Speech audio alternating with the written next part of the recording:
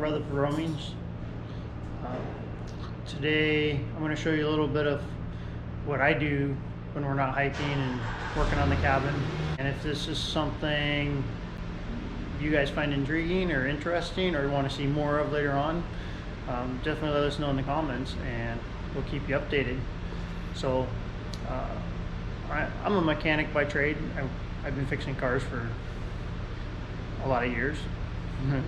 And so this particular project I'm working on for a friend of mine. I've been working on it for a good couple of years. It's a 72 Bronco that we have done a 5.0 transplant into.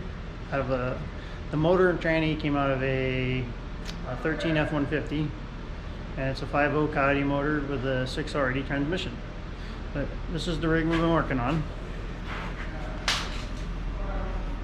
So we had it all the way down to the bare frame. We've added 5.5 inch suspension lift, the quad shocks, 37-inch tires. You can see in there, front and rear, we have 11-inch disc brakes now. Like I said, the motor came out of a 13 F-150, and it's got the new serpentine belt set up that puts your alternator up here and a power steering pump here, so we can add power steering to the Bronco, which never had power steering from the factory. And we had these headers made for it, and as you can see, they did not fit, so we had to clearance the frame in places. 6RD transmission, electronic Ford transmission. This transfer case here is called an Atlas transfer case, and the front and rear diffs we re-geared with I believe we did a 410 gear. It's been a couple days since we did that, but they're all re-geared.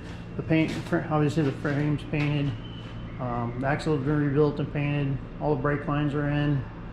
The last thing I'm doing right now is I just got all the fittings and hoses to finish my fuel lines from my tank to my filter.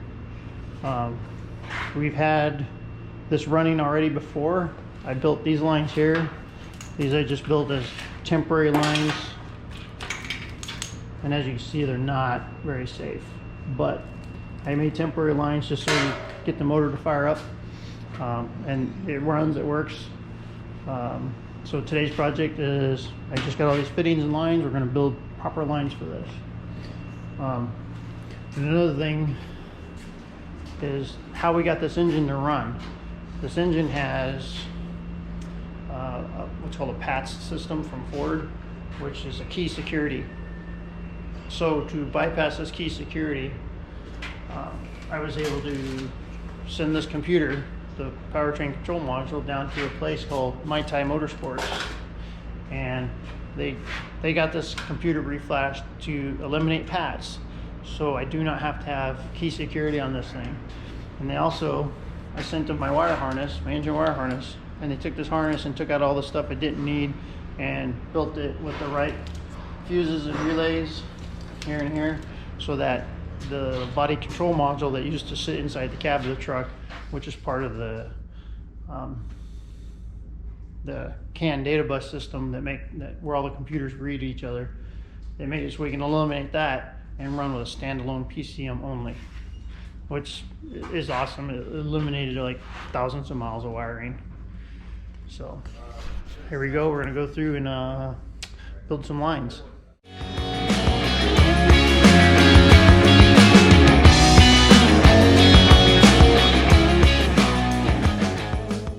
Cutting this line, I'm going to wrap this piece of tape around it to keep the braiding from fraying.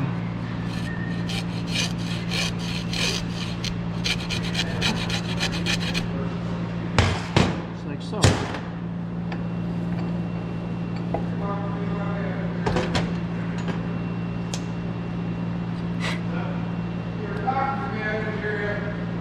Now what we're going to do,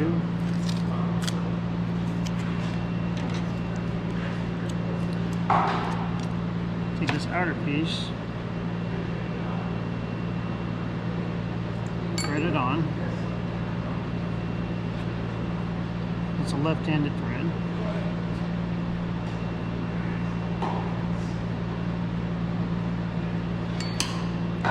You just want to go all the way till it gets to the end. You see it in there. All the way till it gets to the end. Then all I'm going to do, you can mark it with a paint pen or a piece of tape. I use a piece of tape so I can take it off and you don't see the mark later on. But the marking is right where the hose is at right there. So when I put my insert in here, if this hose moves down, you'll know it has a bad grip inside there. And if the hose moves down, you know to redo it. So, let's get this in here.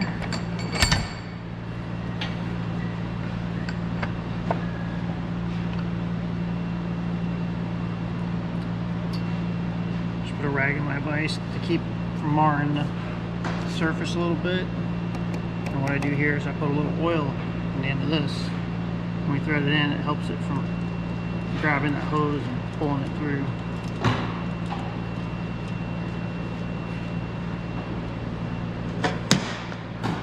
And just run it down with the right size wrench. That's not it either. Where's my wrench? Alright, my wrench. Alright, now we have the right side of the wrench.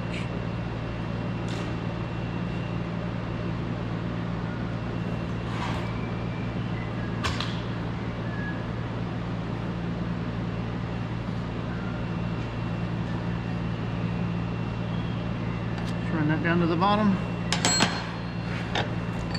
And we inspect our tape.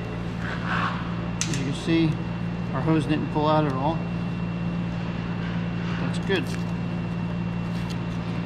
This hose is done.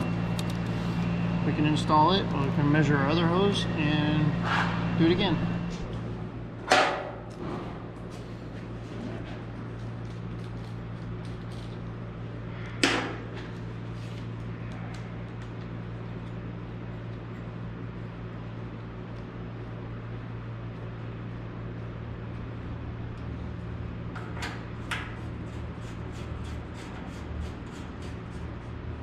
Fits pretty well.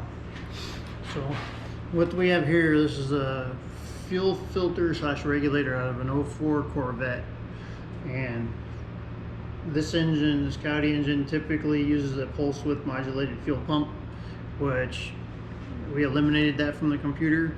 So to give it a constant fuel pressure, we use this fuel pump out of a 04 Corvette.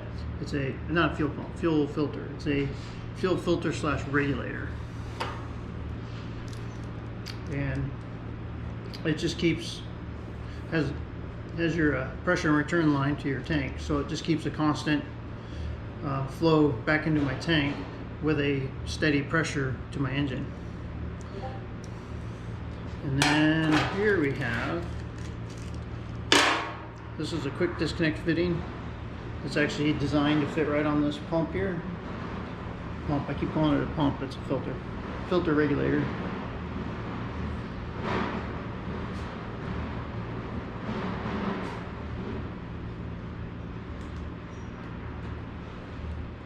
There it goes. It's designed to fit there, but it's very snug.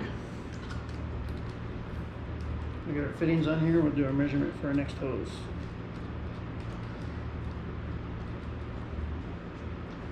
One more.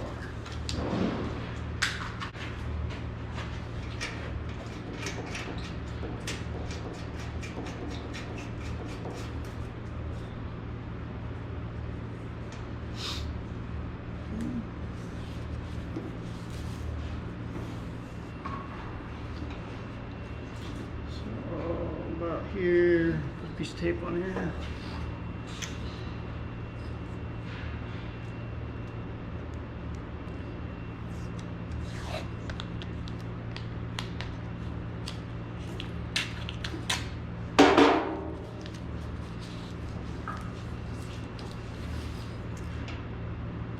So what I think I'll actually do, I'm going to build this in first. We'll come back out here, attach it like we did the other one, and then we'll remeasure this in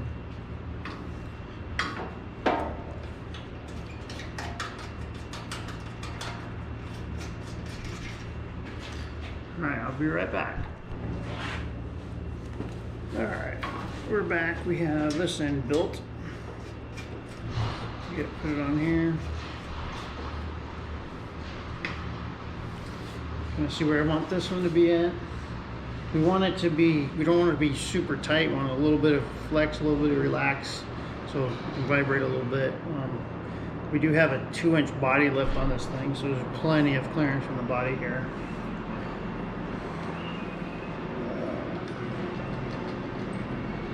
So, like it's nice and relaxed right there. There's plenty of play and movement.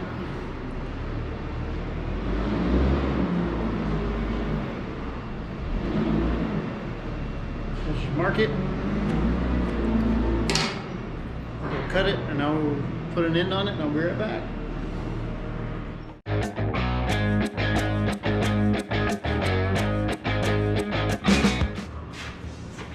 Alright, here we go. We have our last line built. We'll get it hooked up, get everything nice and tight, and then we'll hook up power to this fuel pump, and we'll check for leaks. Make sure we've got a good tight system going on here.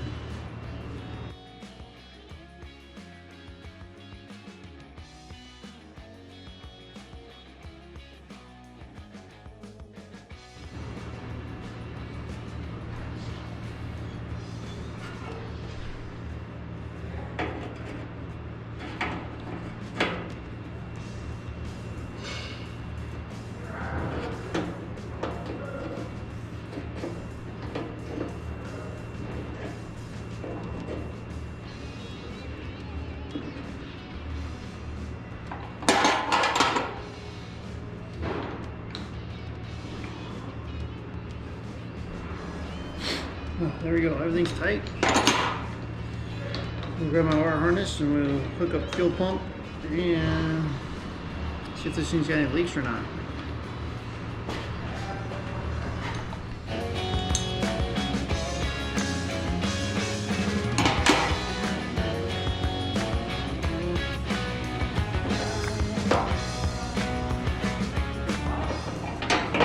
Alright, this is a wire harness I'd previously built for it. Says the power and ground. That's your ground, which will go over there eventually. This is just a sender, and this harness is designed to go up to the front of the vehicle. We're just going to hook it to this battery right here, just so I can give power to my pump.